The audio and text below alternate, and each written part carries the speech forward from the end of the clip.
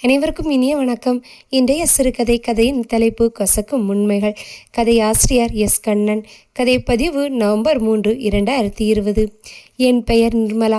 சுவையற்ற உணவும் பொருந்தாத ஆடையும் போலவே நானும் எதற்கு பயன்படாமல் இருந்தேன். குழந்தையாக இருக்கும் போதே என் பெற்றோர்களால் கைவிடப்பட்டவள் நான். எனது பெற்றோர்கள் இறந்து விட்டார்கள் என்றா நினைக்கிறீர்கள்? இல்லை இல்லை, நான் அனாதை இல்லை. அது மிகவும் வேதனைக்குரியது. எனது பெற்றோர்கள் உயிருடன் தான் இருக்கிறார்கள். நான் வாழும் இதே சிட்டியில்தான் வாழ்ந்து கொண்டிருக்கிறார்கள். ஆனால் என்னிடம் வேற்று நபர் போல் நடந்து கொள்வார்கள். பசி வந்தால் வீல் என்று அழுவேன். அப்போது தாலாட்டு பாடி என்னை தூங்க வைக்க வேண்டும் என்று காத்து கொண்டிருந்தேன்.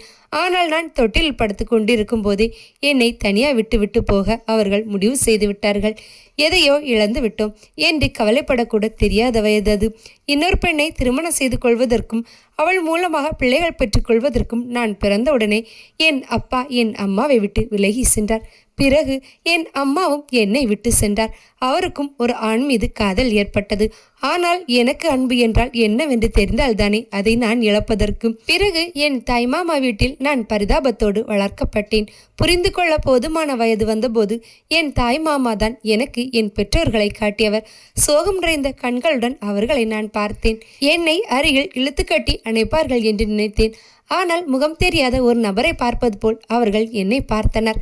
நான் யாருடைய குழந்தையும் இல்லை என்பது தெளிவாக தெரிந்தது. அதனால் எல்மேல் வாடும் என்னுடைய தாய்மாமா ஒரு தொண்டு நிறுவனம் நடத்திய விடுதியில் என்னை சேர்த்து விட்டார். அங்கு ஒரு முரட்டுத்தனமான அதிர்ச்சி எனக்காக காத்திருந்தது குறித்து எனக்கு அப்போது தெரியாது. ஆம், என் தந்தைக்கும் அவரது 2ஆம் தாரத்திற்கும் பிறந்த பெண்ணையையும் நான் வசித்து வந்த அதே விடுதியில்தான் எனது தந்தை சேர்த்திருந்தார். கொடுமை.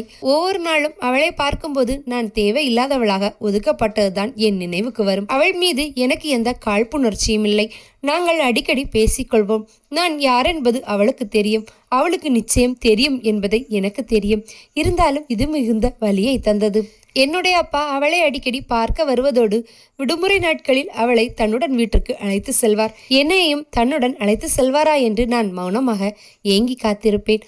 ஆனால் என்னுடைய காத்திருப்பு எப்பொழுதும் வீணாகி போய்விடும். அப்பா என்னை ஏறிட்டு கூட பார்க்க மாட்டார். ஒருவேளை அவருக்கு என் மீது அன்பு இருக்கிறதா, இல்லை என்னுடைய சித்தி என்னை அவருடைய வீட்டிற்கு அழைத்து வர அனுமதிக்க மாட்டாளா என்றெல்லாம் எனக்கு தெரியவில்லை.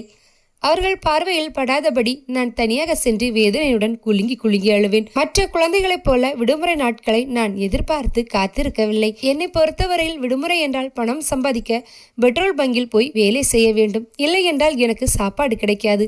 அப்படி வேலை கிடைக்கவில்லை என்றால் சில நேரங்களில் நான் கல்யாண வீடுகளில் வாசலில் நின்று ரகசியமாக பிச்சை எடுத்து சாப்பிட்டு இருக்கேன். விடுமுறையின் போது பெட்ரோல் பேங்கில் நான் சம்பாதிக்கும் பணத்தை எல்லாம் என் தாய்மாமா குடும்பத்திற்கு கொடுத்து விடுவேன். இதற்கு பதிலாக அவர்கள் எனக்கு உணவும் தங்க இடமும் கொடுப்பார்கள். பள்ளிக்கூடம் திறந்த பிறகு எனக்கு பேனா, பென்சில் மற்றும் பள்ளிக்கு தேவையான பொருட்கள் வாங்கி கொள்ள சிறிது பணத்தை சேமிக்கவும் எனக்கு அனுமதி கொடுத்திருக்கிறார்கள். ஆனால் இன்னமும் நான் எனது பெற்றோரை நேசிக்கிறேன். அவர்கள் மீது எனக்கு கோபம் இல்லை. அவர்களின் அன்பிற்காக நான் ஏங்குகிறேன். பண்டிகைகளை அவர்களுடன் கொண்டாட வேண்டும் என்பது எனது கனவு. ஆனால் அவர்களுக்கு என்ன ஒரு வாழ்க்கை துணையும் தனி குடும்பமும் இருக்கிறது என்பதுதான் கசப்பான உண்மைகள். விடுதியில் என் தோழிகள் சொல்லும் கதைகளை நான் ரசித்து கேட்பேன். எனது ரசனையே அவர்களது விடுமுறைகள் பற்றி தான். எனது சுக துக்கங்களை பகிர்ந்து கொள்ளும் அவர்கள்தான் என் சுவாச காற்றே. அவர்களை முழுவதும் நம்பி என்னுடைய உணர்வுகளை அவர்களில் பகிர்ந்து கொள்வேன். நான் வாழ்க்கையில் தனியாக எதிர்நீச்சல் அடித்து சோர்வடைவதை பார்த்து அவர்கள் என்னை பாசமுடன் பார்த்து கொள்கிறார்கள். என்னுடைய விடுதி பாதுகாவலர் நாராயணி மேடத்தை தான் நான் என்னுடைய உண்மையான தாயாக நினைக்கிறேன். பாவம், அவர் ஒரு விபத்தில் தன் கணவரை பறி கொடுத்தவர். அவரிடம்தான் ஒரு தாயின் அன்பை நான் கண்கூடாக கண்டேன். என்னுடைய சக தோழிகள் நோய்வாய்ப்படும் போது அவர்களின் குடும்பத்தாரை தொலைபேசியில் நாராயணி மேடம் அழைப்பார். ஆனால் எனக்கோ அவர்தான் என் குடும்பமே.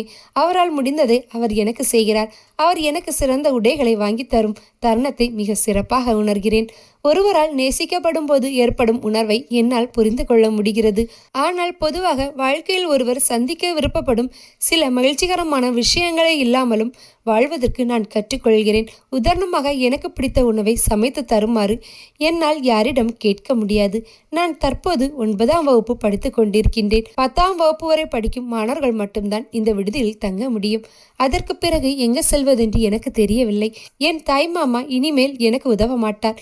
என்னுடைய என்னுடைய பள்ளி கட்டணத்தை கட்டுவதற்கு ஒருவேளை நான் வேலைக்கு செல்லக்கூட நேரிடலாம். ஏனெனில் நான் என்னுடைய படிப்பை மட்டும் நிறுத்திவிடக்கூடாது என்பதில் மிகவும் உறுதியாக இருக்கிறேன். நான் கற்கும் கல்வி மட்டுமே எனது வாழ்க்கையை இனியேனும் நல்ல விதமாக கட்டமைப்பதற்கான ஒரே வழி. இதற்கிடையே நான் சமீபத்தில் வயதுக்கு வேறு வந்துவிட்டேன். உடல் பூரிப்புடன் கன்னங்கள் மின்ன காண்பதற்கு சௌந்தரியமாக இருக்கிறேன். இனி ஒவ்வொரு ஸ்டெப்பையும் நான் மிகவும் கவனத்துடன் எடுத்து வைக்க வேண்டும். நன்றாக படித்து நான் எதிர்காலத்தில் ஒரு மருத்துவராக விரும்புகிறேன். திருமணத்தையோ அல்லது குடும்பத்தையோ நான் வெறுக்கிறேன். எப்போதும் தன்னிச்சையாக இயங்குவதற்கே நான் விரும்புகிறேன். முனைப்புடன் போராடி கண்டிப்பாக வாழ்க்கையில் நான் ஜெயித்து காட்டுவேன். தலை நிமிர்ந்து நடப்பேன். அப்போது நாராயணி மேடத்தை என் கண்களில் இமை போன்று பாதுகாப்பேன். இது சத்தியம்.